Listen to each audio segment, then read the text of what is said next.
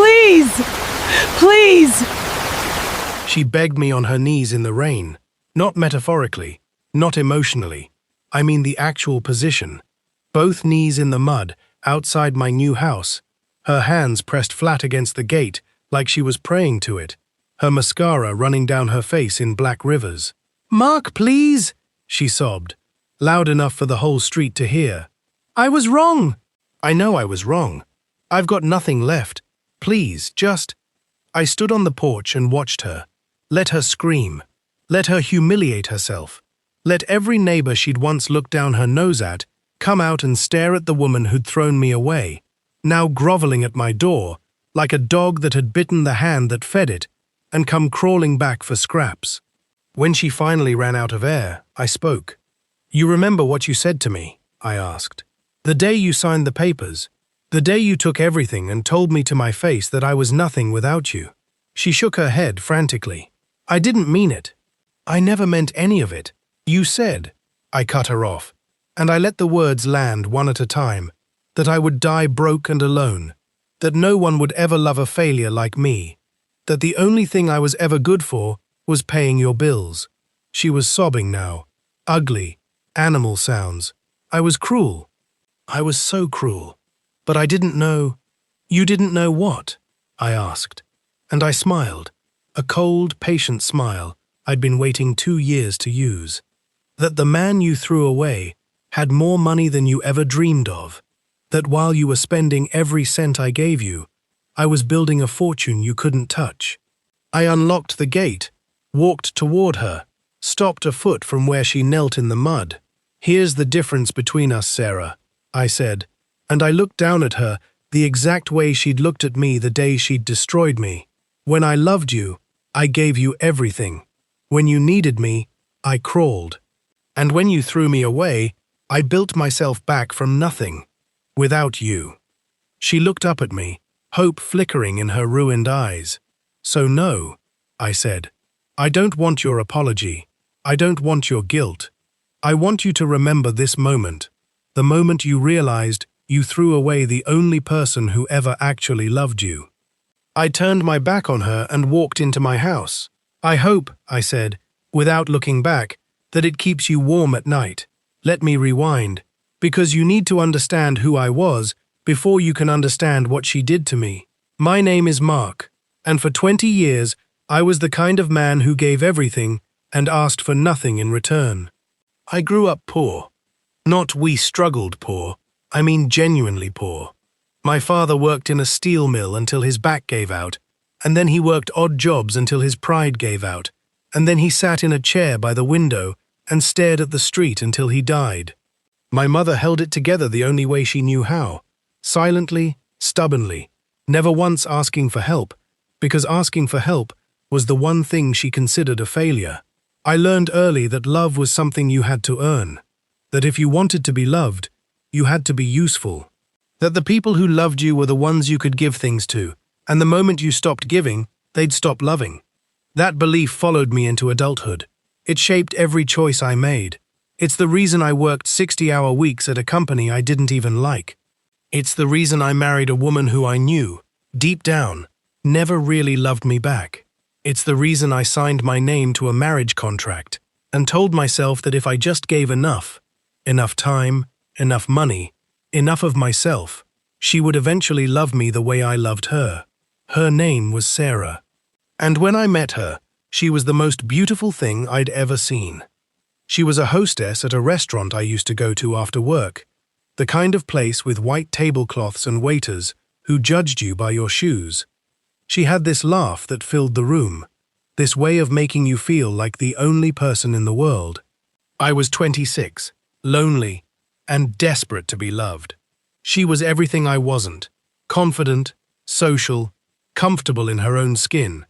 I courted her the only way I knew how, with everything I had, expensive dinners, designer bags, vacations she didn't have to pay for.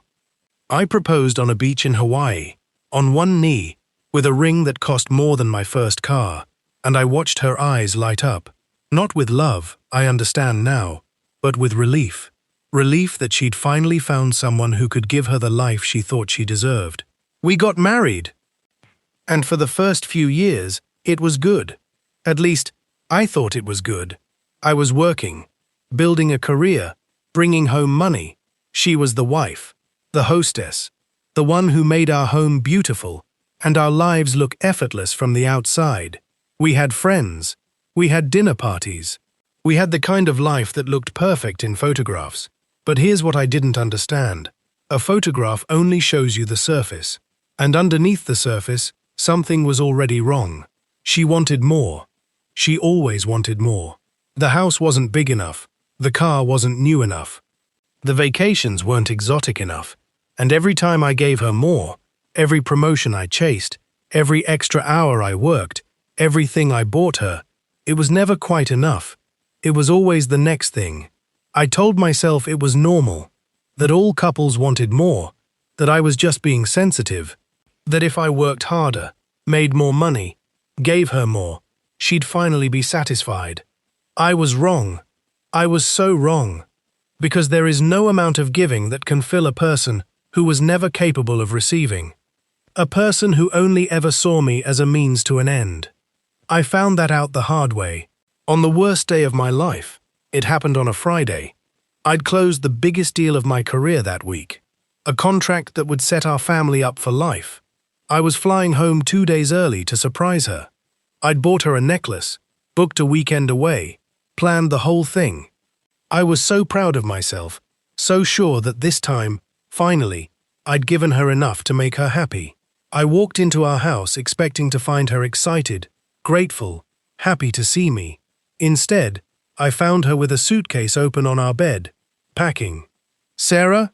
I said, standing in the doorway of our bedroom. "What's going on?" She didn't look up. She just kept folding clothes, calm as anything, like I was an interruption she'd been expecting. "I'm leaving you, Mark." I laughed. I actually laughed, because I thought she was joking. "Leaving me? Sarah, I just closed the biggest deal of my career. We're set for life. I was going to surprise you with, 'I don't care about your deal, Mark,'" she said, and she finally looked at me. And that's when I saw it. The coldness, the distance, the way she looked at me like I was a stranger who'd wandered into her room. "I've never loved you. I don't know if you ever figured that out, but I've been faking it for 20 years.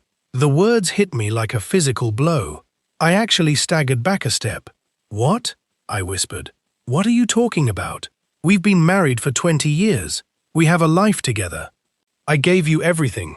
You gave me things," she said, and her voice was flat, clinical, cruel in a way I'd never heard before. "You gave me things, but you never gave me what I wanted. You were never enough, Mark. You worked, and you gave, and you thought that was love. But I wanted a man who could give me the world, and you gave me a salary. I gave you everything I had," I said, and my voice was breaking. "Every dollar I made went to you. Every hour I worked was for you. I built my entire life around making you happy. And it was never enough," she said. "That's the problem, Mark. You're a good, decent, boring man who thinks love is a transaction, and I'm done pretending it is." She zipped her suitcase, she straightened up, and she looked at me one last time. "I'm taking half of everything," she said, "and I'm taking the house. And I'm taking the money from that deal you're so proud of. Because in a divorce, Mark, that's what I'm entitled to. And I am not leaving this marriage without what I'm owed." "You're owed?" I couldn't breathe. "I built all of it, every single dollar, for you, for us. And you're telling me you never loved me?"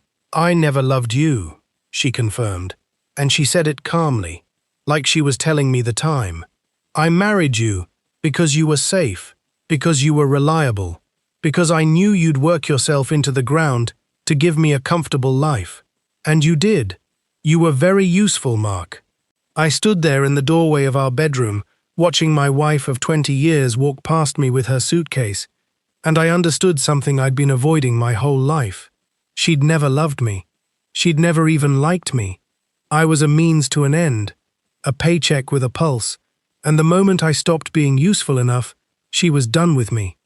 The divorce was brutal. She hired a shark of a lawyer, the kind who'd never met a marriage he couldn't turn into a bloodbath.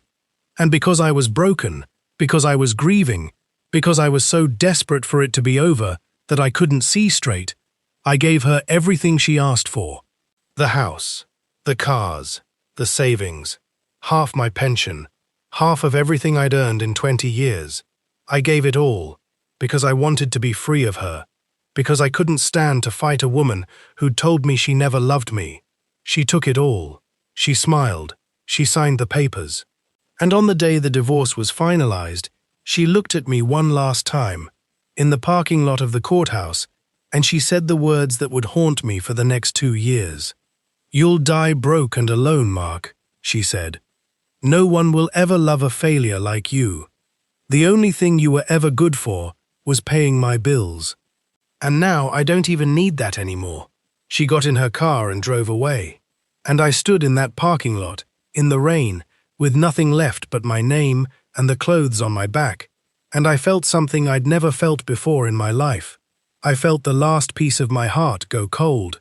For a year, I was a ghost.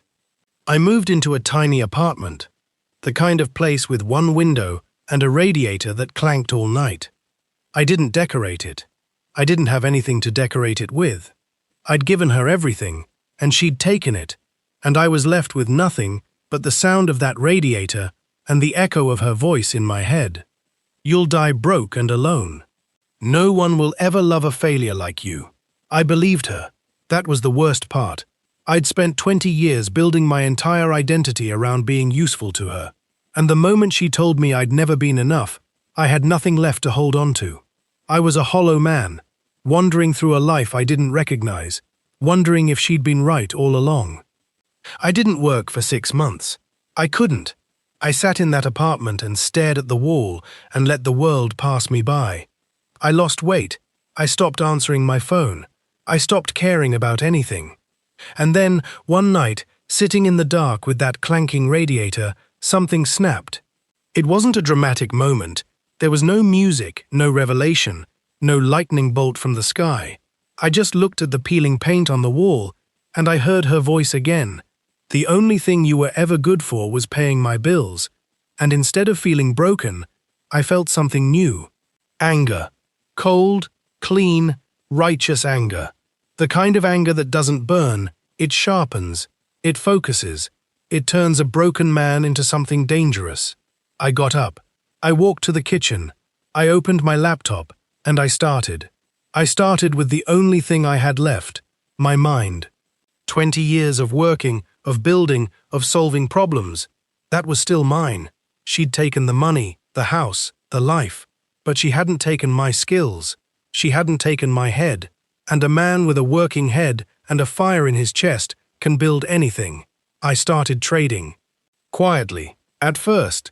A few $1,000s I'd managed to hide from the divorce. A small account I'd opened in my own name that she didn't know about. I'd always had a head for numbers, for patterns, for the way markets moved. And now, with nothing left to lose and everything to prove, I threw myself into it, with a focus I'd never known. I made money, then I made more, then I made a lot. I wasn't gambling, I was working. I studied every market, every sector, every opportunity. I put in 14-hour days, the same discipline I'd once poured into making her happy, now poured into making myself impossible to break. And slowly, month by month, I built a fortune. Not a salary, not a comfortable living, a fortune. The kind of money she'd always wanted, the kind of money she'd married me thinking I might one day provide. Except now I wasn't building it for her. I was building it to prove her wrong. And I kept it secret. That was the part that mattered. I stayed invisible. I stayed quiet. I let her think I was still that broken man in that tiny apartment, dying broke and alone, just like she'd predicted. Because I knew, even then, even in the early days, I knew that the sweetest revenge isn't the kind you take. It's the kind she walks into on her own, thinking she's safe, right up until the moment everything she ever wanted is standing in front of her, and it belongs to someone else. 2 years passed. In that time, I did 2 things. First, I made myself impossible to break. I built a fortune from nothing, quietly, patiently, methodically. I invested in the right things at the right times. I started small businesses that became big businesses. I made connections, learned the game, and played it better than anyone I'd ever met. And I did it all under a name nobody recognized, in a world she'd never know I'd entered. And second, I watched her. I watched Sarah spend everything I'd given her. She married a man who promised her the world, a flashy, charming man with a big smile and bigger debts. They bought a bigger house. They bought faster cars. They took the kind of vacations I'd never been able to afford fast enough for her. And they did it all on borrowed money, on credit, on the fantasy that they were living the life she'd always wanted. It couldn't last. It never could. And when it fell apart, when her new husband's debts caught up with them, when the bank took the house, when the cars got repossessed, and the friends stopped returning her calls, I watched it all from a distance, and I felt nothing but the cold satisfaction of a debt settling itself. She never once thought of me. That was the most beautiful part. She'd written me off so completely, decided I was so utterly worthless, that it never even occurred to her to wonder what had become of the man she'd thrown away. She assumed I was still in that tiny apartment, dying broke and alone, exactly as she'd predicted. She had no idea what I'd become. I waited. I was patient, because I knew the day would come, the day she'd run out of options, out of money, out of people willing to help her, and on that day, she'd remember me. She'd remember the man she'd thrown away, the man who used to give her everything, the man she'd told would die broke and alone. And she'd come crawling back. I made sure the door would be there when she arrived. I bought a house. A beautiful one. The kind she'd always wanted. The kind she'd spent my money dreaming about. I didn't do it to flaunt it. I did it so that when she came looking for me, she'd find something she couldn't ignore. I built a life she couldn't touch, and then I waited for her to walk into it. The call came on a rainy Tuesday, 2 years and 4 months after the day she'd left me. I didn't recognize the number. I almost didn't answer. But something, call it instinct, call it fate, call it the last ghost of the man I used to be, made me pick up. Mark. Her voice, hoarse, desperate, different. Mark, it's me. It's Sarah. I didn't say anything. I just listened. Mark, please don't hang up, she said, and her voice cracked. I know I don't have the right to call you. I know I did something terrible, but I have nowhere else to go. I've lost everything, and I didn't know who else to call. I let the silence stretch, let her sweat, let her wonder if I was going to speak at all. How did you get this number? I asked finally. I found it, she said. It took me weeks. I asked around. I looked everywhere. Mark, I didn't even know you were still. You thought I was dead, I said. Or broke, or both. She was quiet for a long moment. Then, in a small voice, I was wrong. I know I was wrong. About everything. About what? I asked. That you never loved me. That I was never enough. That the only thing I was ever good for was paying your bills. I didn't mean it, she whispered. I was cruel. I was so cruel. I said things I can never take back, and I've spent every day since wishing I could. You can't, I said. Words don't work that way. Mark, please. Her voice broke completely now. I have nothing. My husband left me. The bank took the house. I'm sleeping in my car. I have no one. Please. I know I don't deserve your help, but I'm begging you. Begging, I repeated, and something cold and patient settled into my chest. I remember you saying you'd never beg for anything from a failure like me. She was sobbing now. I was wrong. I was so wrong about you. Please, Mark, I'll do anything. Anything you ask. Anything? I asked. Anything, she breathed. I considered it. I really did. I'd imagined this moment 1,000 times over 2 years. The moment she came crawling back. The moment I'd finally have her in my power. The moment I could make her feel the way she'd made me feel. I'd imagined a dozen ways to destroy her. And then I realized I didn't want to destroy her. I wanted to show her what she'd thrown away. Come to my address tomorrow, I said. I'll text it to you. And Sarah, yes? She said, desperate, hopeful. Wear something that doesn't look like you've been sleeping in it, I said. You're about to see what you gave up. I hung up, and for the first time in 2 years, I smiled. A real smile, a warm one. The smile of a man who had finally, completely, won. She came the next morning. I watched her from the window of my study as she parked her beat-up car, a rusted sedan, a far cry from the luxury cars I used to buy her, and walked slowly up my driveway, staring at the house like she couldn't believe it was real. The house was beautiful.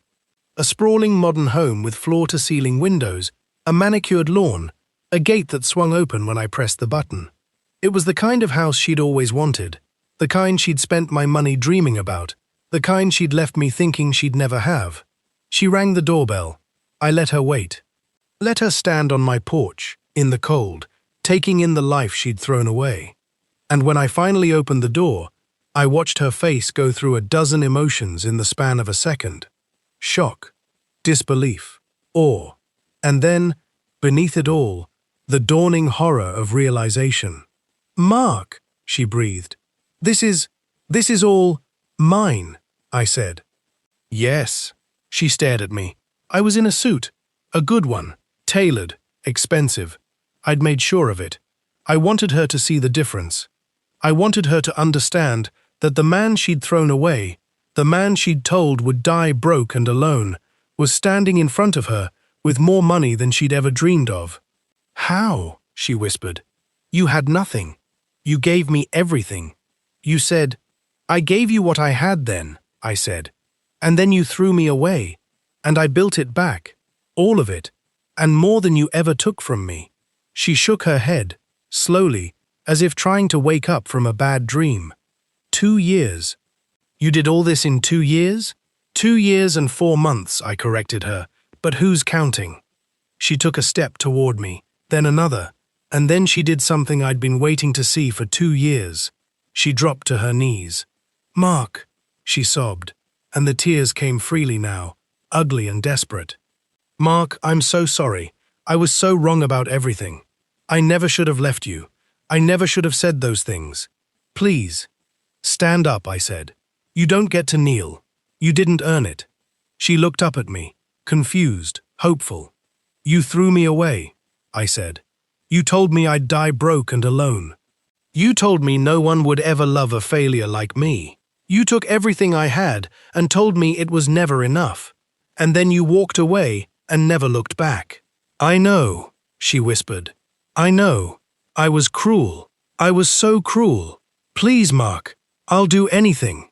"I don't want you to do anything," I said. "That's the point. I don't need anything from you. I never did. I loved you, truly, completely, with everything I had, and you threw it away. And then you had the audacity to come back and beg me to save you, as if you deserved it." She was crying so hard she couldn't speak. "So here's what I want you to understand, Sarah," I said, and I knelt down to look her in the eye. "I didn't build this fortune to get you back. I built it to prove to myself that you were wrong, that I was never worthless, that the only thing I ever did wrong was trust a woman who was never capable of loving me back." "Mark, I'm not going to help you," I said, and I stood up, and I looked down at her the exact way she'd looked at me in that parking lot 2 years ago. "I'm not going to save you. I'm not going to give you a single thing more than you gave me. You're going to walk out of this house, and you're going to figure out how to survive the way I had to survive when you threw me away." She stared at me, the hope draining from her face. "But you said, you told me to come. I told you to come so you could see," I said. "So you could understand exactly what you threw away. So you could spend the rest of your life knowing that the man you called a failure built a fortune you'll never touch, and that he did it without you. That's your punishment, Sarah. Not debt, not poverty, knowing." I walked to the door and opened it. "Now get out of my house."